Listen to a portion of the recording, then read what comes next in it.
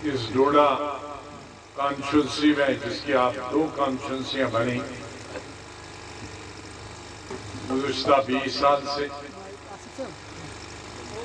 आपकी खिदमत करते आ रहे हैं मेरे छोटे भाई अब्दुल मजीद वानी साहब, मोहतरम सरूरी साहब,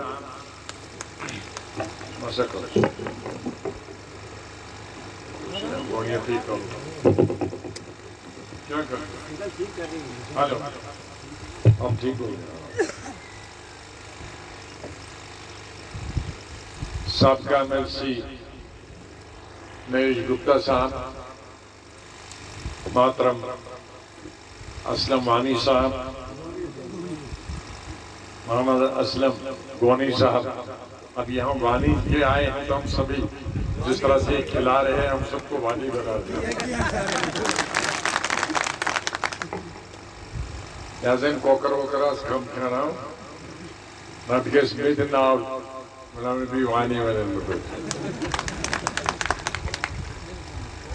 मोहतरम रमेश साहब, हमारे डीडीसी के मेंबर मुश्ताक अहमद भट्ट साहब,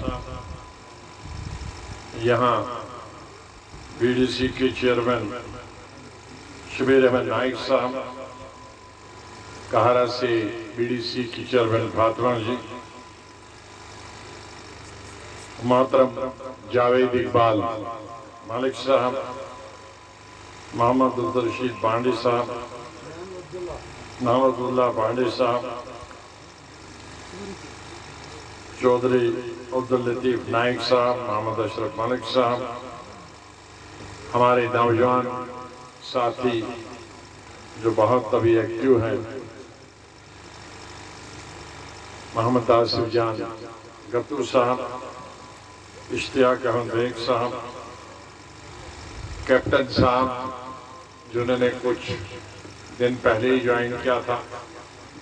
मुझे बहुत खुशी है कि बहुत लगन से, मेहनत से और दिल से और जान से हमारे साथ अब जुड़े हैं। इनका बहुत बहुत स्वागत कैप्टन मुंशी राम जी का, कृष्ण लाल जी, करतार सिंह जी बहुत हमारे 30-40 साल से हमारे साथ हैं। कभी भी किसी भी तूफान में, किसी भी आंधी में वो डगमगाए नहीं, हमारे साथ रहे।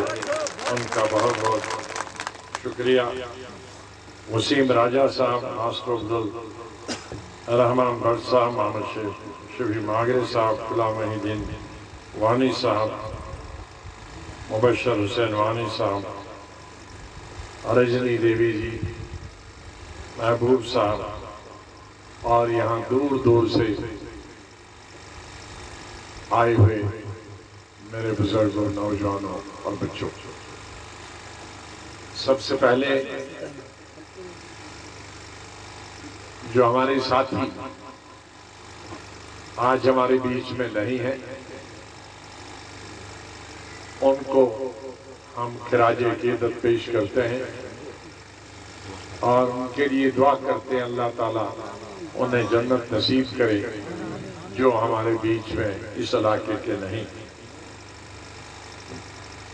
मरहूम गुलाम मोहम्मद शान साहब, सईद अब्दुल रहमान कालहंड से, गुलाम मोहम्मद नाइक साहब डाली से, जो एक सरपंच भी थे और चेयरमैन थे, पीर मोहम्मद हाफिज साहब बगला से एनसी में थे, अब्दुल गनी मागरे साहब, ये आज हमारे बीच में नहीं है।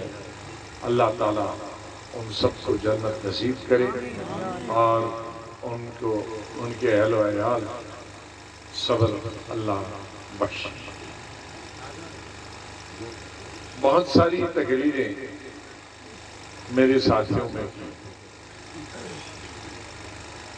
मैं उन तमाम बातों को दोहराना नहीं चाहता। मेरे ख्याल में शायद कोई ऐसी पोस्ट हो जिस पे मैंने काम नहीं किया, वजारत में भी और पार्टी के अंदर। मुझे इस बात की खुशी है कि मुझे इंदिरा गांधी के साथ बहुत छोटी उम्र में, जब मेरी शादी भी नहीं हुई थी अभी, उनके साथ पार्टी में काम करने का मौका मिला और उनके साथ 3 साल वजीर होने का भी उनकी काबीना में मौका मिला। राजीव गांधी, नरसिम्हा राव, मनमोहन सिंह, इन सब के साथ पार्टी में भी सबके साथ। लेकिन क्यों मैं ये सब छोड़ के आया? 2 वजूहात। एक बड़ी वजह थी कि जिस रास्ते पे पार्टी चल रही थी, जो मेहनत होती थी, आज वो मेहनत उस पार्टी में हो नहीं। हमारी पार्टी आजादी के दौरान में भी गांधी, नेहरू, मौलाना आजाद, सरदार पटेल और कई जो फ्रीडम फाइटर थे उनके वक्त में मशहूर थे कि लोगों के पास पहुंचते थे। गांधी ने 2 साल हिंदुस्तान की सियासत में आने से पहले पूरे हिंदुस्तान का दौरा किया ट्रेन, और वो आज की ट्रेन नहीं थी जिसमें एयर कंडीशन या तेज चलती, तब कोई एसी वेसी नहीं था। जैसे मालगाड़ी है ना, सामान खातर चला, वैसी गाड़ी लोगों के वक्त अंग्रेजों की, उसी गाड़ी में, ट्रेन में पूरा हिंदुस्तान का दौरा, लोगों को समझा, मजदूरों से मिले, किसानों से मिले, गरीबों से मिले,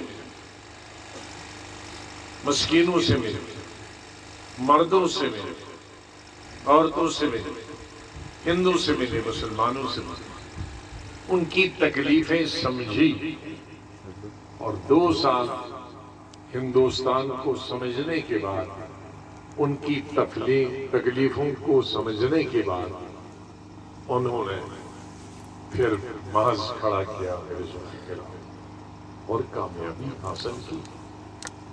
लेकिन आजकल हमारे लीडर समझते हैं कि हमने व्हाट्सएप पे मैसेज भेज दिया बस सब वोट मिल जाएगा। यही झगड़ा था हमारा पार्टी कि व्हाट्सएप पे आप सलाम दुआ कर सकते हो, पूछ सकते हो, खैर आफियत पहुंच सकते हो, लेकिन आप वोट हासिल नहीं कर सकते। वोट हासिल करने के लिए यहाँ डाली उद्यानपुर आना पड़ेगा, सामने सामने बैठना होगा, आंख से आंख मिलाना होगा, उनकी शक्ल देखनी होगी, उनके कपड़े देखने होंगे, उनके घर देखने होंगे, उनके चूल्हे देखने होंगे, उनकी गुर्बत देखनी होगी, उनकी जहलत देखनी होगी, उनकी मुश्किलात होंगी, उनके घर में रोटी रोजी है कि नहीं। उनके कपड़े से ही आधा पता चलता कि क्या हालात बदल गए हैं। आज बदकिस्मती से मैं पिछले 4 महीनों से पूरी स्ट्रीट में देख रहा हूं, जो बहुत साल पहले हमारे लोगों की हालत थी उससे खराब हालत दिखाई। हमने 2005 में मनरेगा शुरू की कि मजदूर, हर मजदूर को उसके घर के पास काम मिलना चाहिए, और अगर सरकार काम नहीं देगी तो घर में बैठकर ही पैसे दें।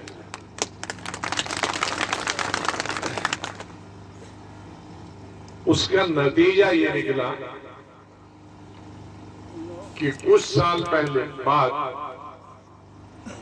और उसके बाद मैं चीफ मिनिस्टर बना तो और मजदूरों की हालत ठीक हो जाए, 100% मजदूरों को काम मिले। क्योंकि मनरेगा में एक कमी थी कि घर के एक ही आदमी को काम मिले, लेकिन मैंने चीफ मिनिस्टर बनकर उस कमी को दूर किया कि घर के अगर 8 आदमी मजदूरी करना चाहते हैं, 5 आदमी मजदूरी करना चाहते हैं तो 5 के 5 को मजदूरी मिलनी चाहिए। वो कैसे मिले? उसके लिए काम भी होना चाहिए। तो काम हमने ये पहाड़ियां खोदने का काम शुरू किया। सारी स्टेट के पहाड़ खोद दिए। इससे 2 फायदे हुए। एक तो हर एक मजदूर को घर के पास काम मिला और दूसरा उनके घर तक सड़कें पहुंच गई।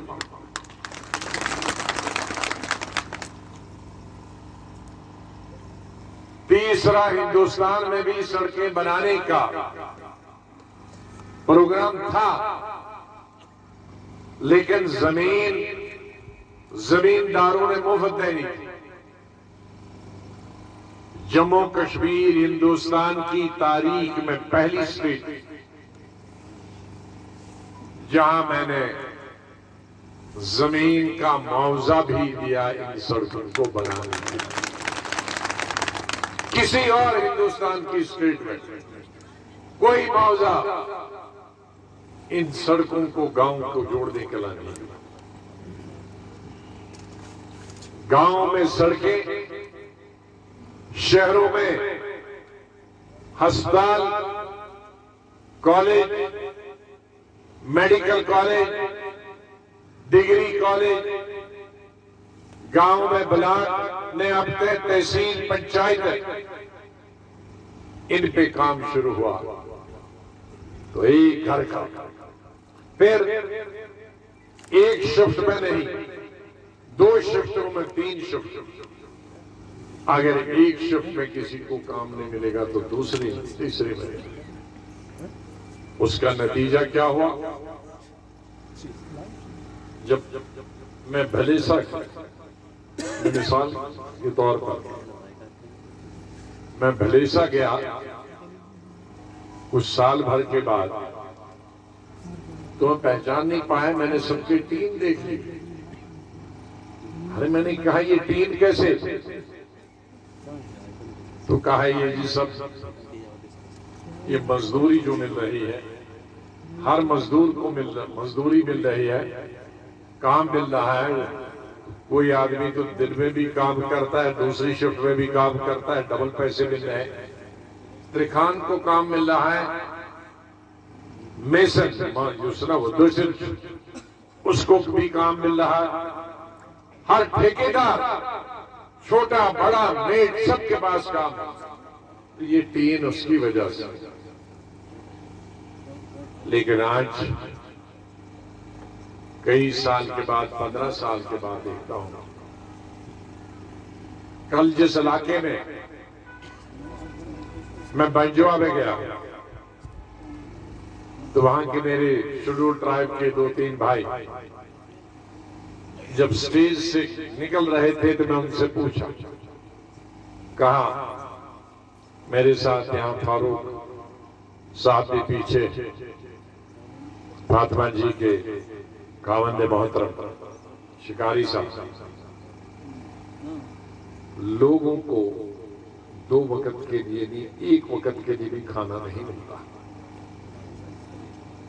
और अगर हम टेलीविजन देखें तो लगता है कि जमीन सोना उगल रही है, लेकिन हकीकत नहीं। हकीकत यही है कि गरीब गरीब तर हो गया है, उसके लिए कोई सड़क काम नहीं हो रहा। मैं देख रहा हूं, मैं जब चीफ मिनिस्टर था तो चलता था, इधर भी सड़क, उधर भी सड़क, इधर भी सड़क, इधर भी सड़क। मैं कई महीनों से देखता हूं, मुझे मजदूर की शक्ल नहीं किसी सड़क पर दिखती। यही चिनाब वैली में मेरे 4 महीनों में मैं तकरीबन 6 दफा आया हूं। ये सिर्फ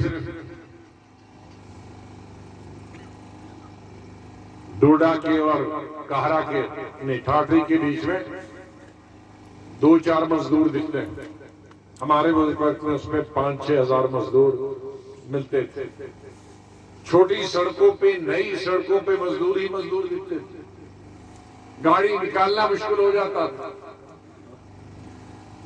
मैं 4 महीनों से स्टेट में मुझे किसी सड़क पे आदमी की शक्ल दिखाई नहीं दी, कश्मीर में हो या जम्मू में हो।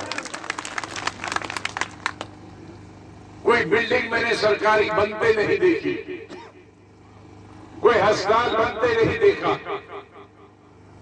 कोई स्कूल बनते नहीं देखा। तो ये लोग क्या खाएंगे? 4 फुट के खेत होते हैं, उन 4 फुट के खेतों में कभी ये सब्जी लगाते हैं और कभी सरसों और कभी उसमें मक्की के 4 दाने। आदमी क्या खाएगा? भैंस बकरी क्या खाएगी? नमक किसमें खरीदेंगे? तेल किसमें खरीदेंगे? 5 किलो चावल घर के 10 आदमी कितने महीने खाएंगे? 5 किलो का मतलब है 10 आदमियों के लिए 2 वक्त का खाना। 29 दिन वो क्या खाएगा? उसके लिए उसको मजदूरी होनी चाहिए, उसके लिए उसको काम चाहिए। और खरीदेगा भी क्या?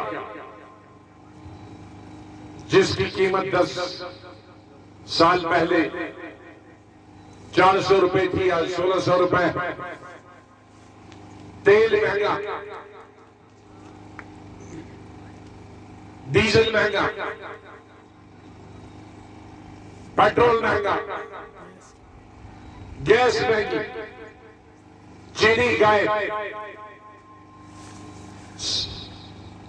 मिट्टी का तेल गायब, कपड़ा 4 गुना महंगा।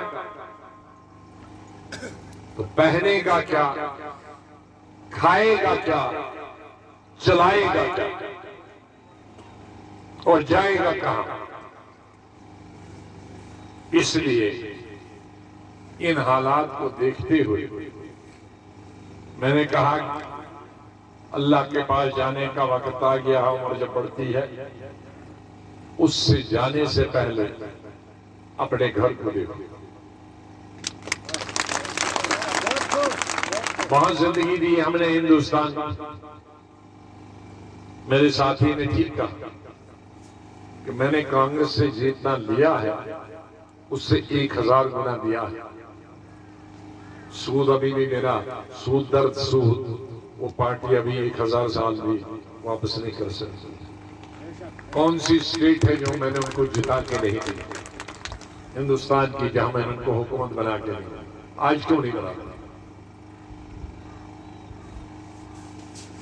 क्योंकि मैं 2-2 साल वहीं रहता हूं। मैं खेतों में टॉयलेट करता था मिनिस्टर होकर। मैं पंचों सरपंचों के घर रहता था, आंध्रा कर्नाटक, महीनों भर। पंजाब में 4 साल रहा, 26 मिनिस्ट्री छोड़कर हमले हुए। 4 साल मैंने सिर्फ 1 वक्त का खाना खाया। आज देखें कोई लीडर जरा खा के वाजवान चुप बढ़िया था, सब पच में टिका। तो दिया है कि मैंने हमने किया। स्कूल के वक्त में मैंने गांधी, नेहरू, मौलाना आजाद इनकी किताबें पढ़ी थी कि कैसे। आज तो लोग सीधे कुर्सी जानते हैं, बस एमएलए, एमपी, मंत्री, सेंटर मिनिस्टर, लीडर बन गए और सोचते हैं कि बस स्टेटें आ जाएंगी अपने आप से। कोई स्टेट अपने आप नहीं आता। मुझे किसी ने कहा आज एक इंटरव्यू में, हम यही लड़का है बच्चा, बहुत अच्छा बच्चा, अच्छा इंटरव्यू लिया। कहा आप खाली घूम रहे हैं और कोई घूम नहीं रहा। अरे मेरी आदत है पूरी उम्र की घूमने की। मैं वोट ऐसे नहीं मांगता ट्विटर पर, मैं घर घर जाकर जाऊं, लोगों से जाकर मांगू।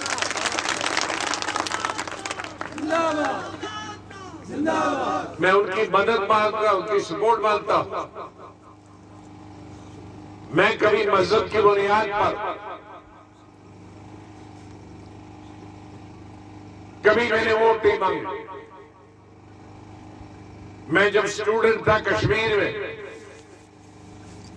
वहां भी कुछ सियासी पार्टियां तब भी मजहब पर, इस्लाम पर के नाम पर वोट मांगती थी। हम कॉलेज में भी उनसे लड़ाई लड़ते थे, चाहे हमारी तादाद न होने के बराबर थी, पिटते थे। लेकिन बचपन से, स्कूल से, कॉलेज से मैंने मजहब और सियासत को अलग अलग समझा। मजहब अपना अपना है, मेरा अपना मजहब, रमेश जी का कैप्टन साहब अपना मजहब। मैं मस्जिद में जाऊंगा, मैं काबा में जाऊंगा, ये मंदिर में जाएंगे, ये काशी में जाएंगे, वो हमारा मजहब। लेकिन एक पार्टी में है, वो हमारी सियासत है। वहां हमारे लिए सब एक, वहां इंसाफ, ऊपर वाला अल्लाह कहो, भगवान कहो, वो हमारा इम्तिहान लेगा कि मैं दुनिया तो खुद चलाता था, ये चांद सितारे मैंने चलाए, ये सूरज आसमान मैंने बनाए, लेकिन तुमको जमीन पे मैंने हुकूमत दी थी इंसाफ करने के लिए। तुमने इंसान और इंसान के बीच में क्यों तफरका डाला? तुमने इसको हिंदू और मुसलमान के नाम पर क्यों बांटा? तुमने इसको कश्मीरी और गुजर बकरवाल के पे क्यों बांटा? तुमने इसको शेड्यूल कास्ट और राजपूत के, ब्राह्मण के नाम पे क्यों बांटा? मैंने तो तुम्हें इंसान बनाया था, लेकिन तुम तो हैवान की तरह काम करते हो। इसलिए ऊपर वाले ने हमको इंसान बनाया है, और इंसान हिंदू भी है, मुस्लिम भी है, सिख भी है, ईसाई भी है, दाढ़ी वाला भी है, दाढ़ी के बगैर भी है, पगड़ी वाला है, पगड़ी के बगैर भी है। इंसान और हैवान में क्या फर्क है? इंसान और हैवान की कोई शक्ल नहीं मिलती। हैवान कपड़े नहीं पहनता, इंसान कपड़े पहनता। इंसान मीटिंगें करता है, वो मीटिंगें नहीं करते। जानवर एक दूसरे को खा जाता है, हम एक दूसरे को खाते नहीं। जानवर चाहे हम खा जाए, लेकिन इंसान इंसान को नहीं खाता, और जिस वक्त इंसान को खाता है वो जानवर बन जाता है। हमारा अस्पतालों में हम होते हैं, खुद होते हैं, ऑपरेशन करते। हमारी माँ, बहन, बेटी, बहू का ऑपरेशन कराते हैं बच्चे। हम जानवर का खून नहीं लगाते हैं, आदमी का लगाते हैं। मुझे खून की जरूरत पड़ेगी तो कैप्टन साहब देंगे, रमेश जी को खून पड़ेगा तो हमारे सरुड़ी साहब या वानी साहब देंगे। बैल बकरी का खून नहीं लगेगा, भैंस का खून नहीं लगेगा।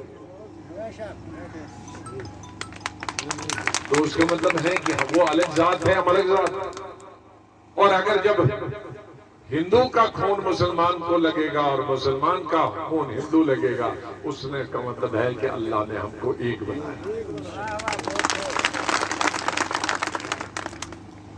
जब एक बनाया है तो हम सियासत अलग अलग क्यों करते हैं? ये भगवान के खिलाफ, अल्लाह के खिलाफ हम क्यों काम कर रहे हैं? हाँ, अगर वही करना है तो मंदिर में बैठो, मस्जिद में बैठो। इधर सियासत में उन्हीं को आने दो जो सबके लिए है। जो सिर्फ हिंदू के लिए है वो मंदिर में बैठे, जो सिर्फ मुस्लिम के लिए है वो मस्जिद में बैठे। लेकिन वहां भी किसी ने, न भगवान ने, न अल्लाह ने, न गीता ने, कुरान ने ये नहीं कहा है कि तुम सिर्फ कुछ करोगे तो सिर्फ अपने धर्म के लिए करोगे। वहां बैठकर भी आपने उस मंदिर और मस्जिद में, गुरुद्वारे में बैठ, अब देखें आपने सिखों का, मुबारकबाद देता हूं, यहाँ हमारा कोई सिख भाई नहीं, लेकिन उनकी पीठ के पीछे बोला वर्दी में है, वर्दी में है, उनको मुबारकबाद देता हूं। जब भी कोई आपदा होती, भूचाल आए हिंदुस्तान में किसी भी जगह, जलजला, पानी आए, कुछ हो, वो सिख ये ना देखता ये हिंदू है ना मुसलमान, क्या उनका लंगर चलता है। यही इंसानियत। इसलिए मैं क्यों कह रहा हूं, ये हमारी सियासत में बहुत अच्छी चीजें हैं, लेकिन इस सियासत में एक लानत और कैंसर घुस गया है, मजहब की बुनियाद पे वोट मांगना। कि मुसलमान सिर्फ मजीद वानी साहब को दे और हिंदू सिर्फ कैप्टन साहब को दे। क्यों भाई? पानी बनेगा तो वो एक ही घर जाएगा, अस्पताल बनेगा तो एक ही के लिए बनेगा, स्कूल के लिए तो एक ही घर बनेगा, सड़क जाएगी तो एक ही घर को जाएगी। जब हमने सबको एक ही चीज करनी है तो फिर धर्म पे हम क्यों वोट मांग रहे हैं? क्यों अपने लोगों को आप बांट रहे हैं? अगर हम किसी को जोड़ भी नहीं सकते तो किसी को तोड़ने का भी हमें कोई हक नहीं। इसलिए इलेक्शन में सब भिखारी निकलेंगे। मैं एक मजहब की बता नहीं, कोई हर मजहब का निकलेगा और वो अपने अपनी कस्में जलाएगा। ये हमारा सबसे बड़ा कैंसर है। इस कैंसर से दूर रहना है।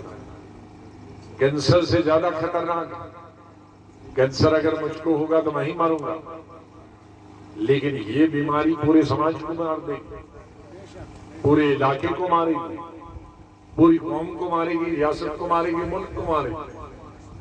हमारे बहुत पुराने पहले ही दुश्मन है, चारों तरफ से मुल्क।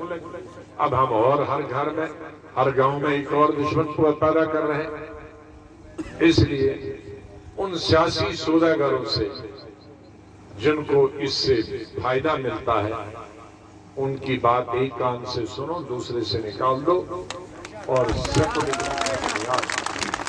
जो अच्छा है, जिसको परखा आपने, जिसने काम किया, आपको लगता है कि ये पार्टी ने, ये आदमी ने, ये शख्स ने मेरे इलाके के लिए, मेरे अस्पताल, मेरे स्कूल, मेरी बिल्डिंग में इंतजाम दी है और ये खाली मुझे मजहब के झांसे में फंसा कर मुझे मार रहा है, तुम कहो तुम अपने घर रहो, हम अपना काम हमें मालूम करने को। जमहूरियत है, लोकतंत्र है, हम खुद अपना नुमाइंदा खुद चुनेंगे। हमारी बहुत सारी तकलीफें, कोई खुश नहीं। जो हाल हिंदू का है वही मुसलमान का, जो दलित का है, गुर्जर का है, वही राजपूत, ब्राह्मण और शहीद का। अब इस पहाड़ में क्या करेगा शहीद, इस पहाड़ में क्या करेगा राजपूत, इस पहाड़ में क्या करेगा दलित? 1.5 फुट की खेत सबको है, कौन सा यहाँ राजपूत को बड़े सींग है और दलित को नहीं है? कौन से कश्मीरी वाले को बड़े सींग है और दूसरे को? सब मुसीबत में है, वो खाली नाम है, हालत एक ही है। इसलिए हमारी बहुत सारी मुश्किलें हैं।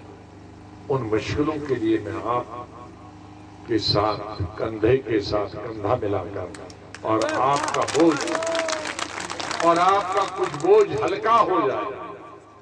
मैं ये नहीं कहता कि मैं हर लुकमान हूं कि हर बीमारी का इलाज मेरे पास है, लेकिन ये इतना कर सकता है, डॉक्टर तो बचाता नहीं है, बचाता तो अल्लाह ही है, लेकिन डॉक्टर आपकी तकलीफ को कम करता।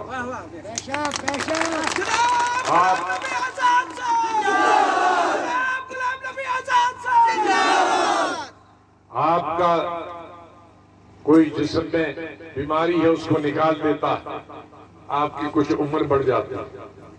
सर दर्द है उसके लिए दवाई देता है, पेट दर्द है उसके लिए दवाई देता है।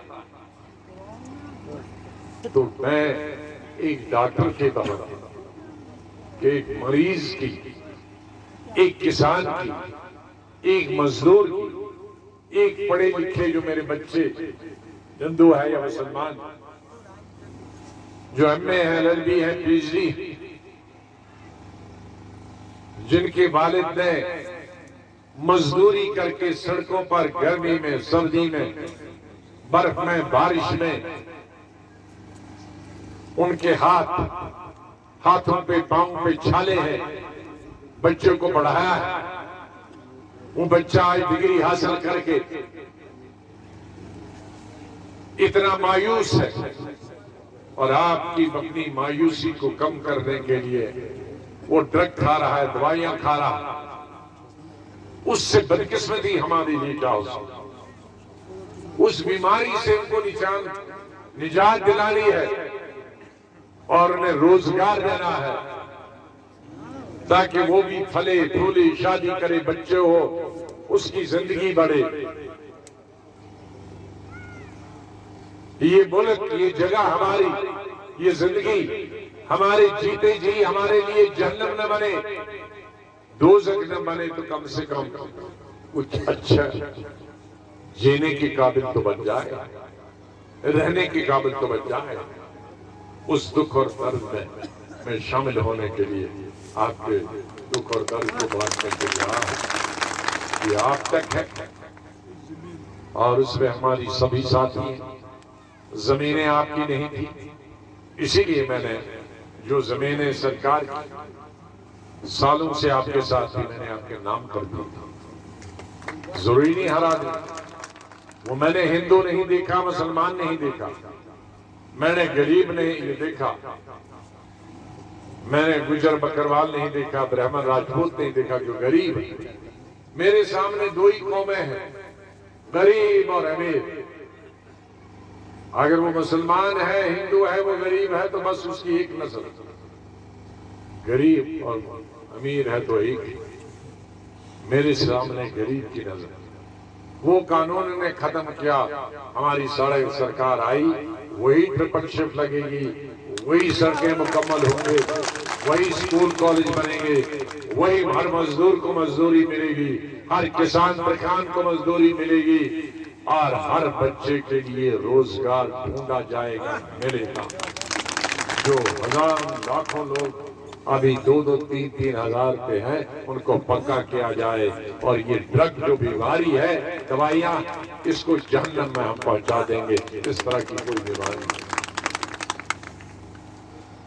ये मेरा आप लोगों के साथ वादा है। आप बड़ी देर में शोर